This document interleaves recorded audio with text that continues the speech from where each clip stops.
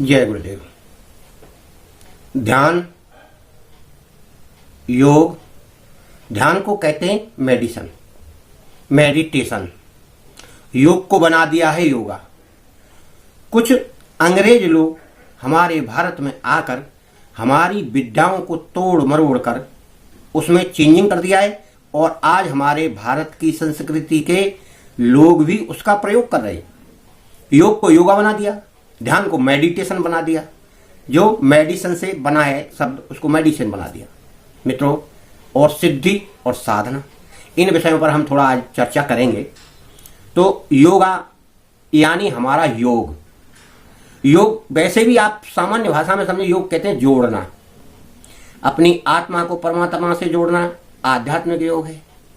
अपनी कार्य शक्ति को क्रिया से जोड़ने का नाम है शारीरिक योग, और ध्यान, बुद्धि, इन सब को जोड़ने का नाम एक क्रिया है ध्यान योग। इस प्रकार के योग हैं। सबसे प्रमुख योग ध्यान योग है, उसके बाद शारीरिक योग है, और उसके बाद तो फिर सारे योग संसार के हैं ही। फिर तो पैसे का योग उसको सभी चाहते हैं। और संयोग, एक संयोग भी होता है। संयोग का मतलब होता है अचानक मिल जाना, उसको संयोग कहते हैं। इसी प्रकार से हमारा एक ध्यान है जिसको ये लोग मेडिटेशन कहते हैं। वैसे तो ध्यान के बहुत सारे तरीके हैं। आप ध्यान, एक पागल व्यक्ति एक ही तरफ देखता रहता है, वो ध्यान में रहता है, जाने कहाँ उसका ध्यान रहता है। क्यों? कि उसका दिमाग उतना ही काम करता है। एक ध्यान ये है कि हम किसी विशेष वस्तु पर ध्यान केंद्रित कर लें। एक ध्यान यह है कि जब हम जानते नहीं हैं तो बिंदु पर ध्यान करते हैं। कोई दीपक पर करता है, कोई किसी वस्तु पर करता है। आपने सुना होगा जब महाभारत में अर्जुन ने उस मछली को देखा जिस पर उसे निशाना लगाना था, तो उसको केवल मछली की आंख ही दिखाई दे रही थी। तो इसका मतलब यह था कि वह उस ध्यान को केंद्रित किए था कि मुझे आंख को बेधना है। उसको कहते हैं पक्का ध्यान। और कितना भी मछली घूमती रहे, उसने उस आंख को बेध दिया। इसी तरह आप अपने इष्ट का, आप अपने गुरु का, देवी का, देवता का, जिसका भी आप ध्यान करते हैं, उसकी छवि, उसकी फोटो, उसकी मूर्ति, उसका स्मरण हमेशा ध्यान साधना करते समय रहना चाहिए। तब आपकी साधना सफल होती है। अगर आपका मन भटक कर, अरे बच्चा क्या कर रहा होगा, वह बहुत देर का गया आया नहीं, और आप साधना कर रहे हैं, तो उस साधना का थोड़ा फल कम मिलता है, क्योंकि आपका ध्यान रुका नहीं। आप जहां बैठे हैं उस ध्यान को आपने केंद्रित नहीं किया, या अभी आप केंद्रित करना सीखे नहीं हैं। केवल आप बैठना सीखें, आधा घंटा, 1 घंटा, 2 घंटा, यह भी एक सिद्धि है। तो इसी का नाम साधना है और इसी का नाम सिद्धि है। सिद्धि कब होती है? जब हम किसी चीज को सीख जाते हैं, वह सिद्धि हो जाती है, और फिर उसके द्वारा हम काम भी करते हैं। तो हम अपने जो हमारे शिष्य हैं, हम उनको जो क्रिया योग हम बताते हैं, उनसे काम करना भी बताते हैं। हम उस काम करने को हम लोग वीडियो में भी डाल रहे हैं। पर क्या है कि शिष्यों को हमें हर समय मार्गदर्शन देना होता है, उनको बताते रहते हैं। और वैसे वीडियो के माध्यम से कोई सीखना चाहे तो वो सीखता है। कभी कभी लोग फोन लगाते हैं, मैसेज करते, तो उनको भी हम मार्गदर्शन देते हैं। वैसे हमने कहा है कि भाई गुरु बना ले तो आप बराबर संपर्क में रहेंगे। कभी कभी हो सकता है समय के अभाव में हम संपर्क ना भी कर पाएं। वैसे तो फोन हमने सभी के बंद कर रखे हैं, क्योंकि फोन बहुत ज्यादा आते हैं तो हमें डिस्टर्ब होता है, और उस डिस्टर्ब के कारण हम जवाब नहीं दे पाते हैं। परंतु मैसेज का जवाब हम सुबह शाम रात तक कभी ना कभी दे देते हैं, और कभी कभी हम व्हाट्सएप कॉल भी लगा देते हैं। इस प्रकार से आपको जवाब मिल जाता है। ये वीडियो आपको अच्छी लगे तो इसको शेयर, लाइक अवश्य करना, सब्सक्राइब करना। मित्रों, आपके लिए ही बता रहा हूं, मैं बार बार समझा रहा हूं कि आप इन चीजों को गौर से समझें जिन्हें मैं बता रहा हूं।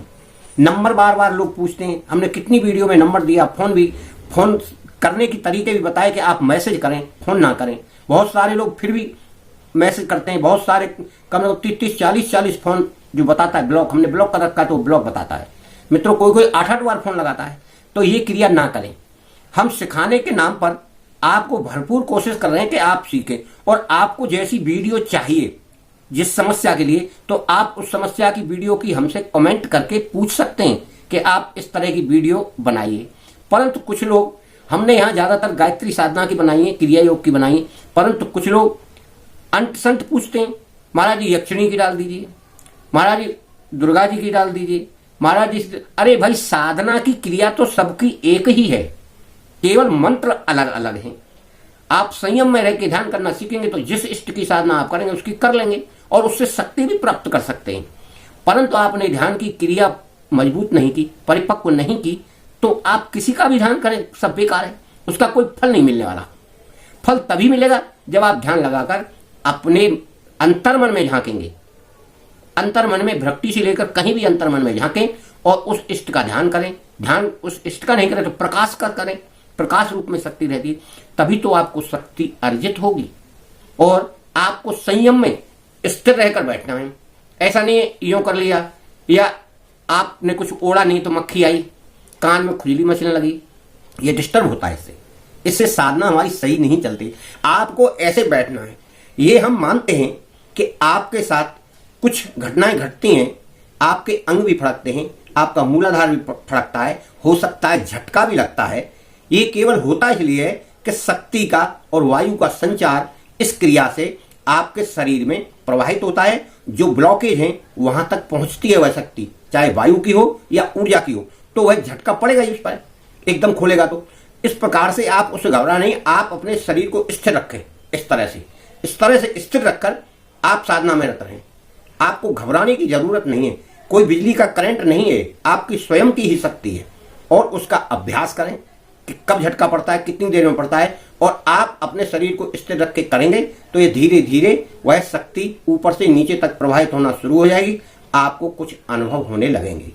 मेरे प्यारे दोस्तों, इन क्रियाओं को करने के लिए केवल आप अपने आप को नियंत्रण में रखकर ही करेंगे, तभी सफल हो पाएंगे। और नियंत्रण में रहने के लिए आपको कुछ अपनी आदतों में बदलाव करना पड़ेगा। अगर आप अपनी आदतों को नहीं बदलेंगे तो शायद साधना में दिक्कत हो। क्रोध का कम करना, सत्य ज्यादातर बोलना, झूठ से जितना कोशिश हो बचो। किसी से वैमनस्यता, दुश्मनी का भाव है, वो आ रहा है तो उसको नेग्लेक्ट करो, उसको यानी भगाओ। कोई आप जानते हो मुझे इससे दुश्मनी है, उससे आप जाकर प्रणाम करिए, उससे दो बात करिए, भाई साहब आपकी तबीयत ठीक है, हालचाल ठीक है, तो आपकी जो विरोधाभास की प्रवृत्ति है वो निकल जाएगी। आप अनायास ही किसी से दुश्मनी करते हैं या विरोध करते हैं या आप ऐसा सोचते हैं कि ये अच्छा नहीं लग रहा मुझे, ये क्या है? ये हमारे मन की चित्त की वृत्तियां हैं। चित्त वृत्तियां ही मनुष्य को डुबाती हैं और चित्त की वृत्तियों पे हमारा संयम हो जाता है, नियंत्रण हो जाता है, हम साधना में सफल होकर आगे बढ़ने लगते हैं। चित्त वृत्तियों से ही मनुष्य भटकाव की ओर जाता है और चित्त वृत्तियां नियंत्रित होने से ही एक साधक सिद्ध पुरुष बन जाता है। आप अपनी साधना करें और उस साधना में योग को समझें, ध्यान योग को समझें और अपने शारीरिक साधना और सिद्धि को समझें। साधना करने पर ही सिद्धि प्राप्त होती है, किसी भी प्रकार की हो, चाहे अपने कार्य करने की हो या मंत्र की शक्ति हो या शरीर की शक्ति हो, उस तरह की सिद्धि आपको मिलती है। आप उस कार्य में सफलता प्राप्त करते हुए आगे अपने मार्ग पर बढ़ें और अपनी शक्तियों का, अपने अनुभवों का किसी को जागृत ना करें। बताएं नहीं कि मेरे पास यह शक्ति आ रही है, यह मुझे अनुभव हो रहा है, मैं इतना जाप करता हूँ, इतनी साधना करता हूँ, यह योगा करता हूँ, ये नहीं बताना चाहिए। इसलिए आप स्वतंत्र रूप से करें। इस प्रकार की क्रियाओं में इसलिए बता रहा हूँ, एक छोटी सी आपको कहानी बता रहा हूँ कि एक जगह एक नट की लड़की, नट जानते जो कलाबाजी दिखाता है, दो बांस गड़े, उन पर एक रस्सी बंधी, उस रस्सी पे वह चल रही बिना पकड़े, एक बांस लेके काफी दूर। जब वो चल देती है, काफी ऊंची रस्सी बंधी हुई होती है 5 फुट 6 फुट की, और वो चलती है तो उसको ऐसा लगता है कि मैं बहुत ज्ञानी हूं और मुझ में बहुत शक्ति है।